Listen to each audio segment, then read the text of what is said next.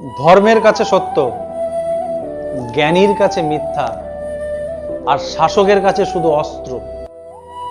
এই পৃথিবী এমনই, এক কথার সত্য একের কাছে আলাদা চেহারা নেয়। তুমি যদি সত্যের পথে দাঁড়াও, সবাই তোমাকে চ্যালেঞ্জ করবে, কেউ বুঝবে না, কেউ মানবে না।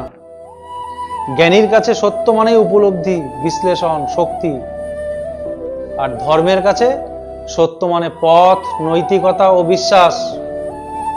আর শাসকের কাছে সত্য মানে বিপদ, বাধা, প্রতিহিংসা।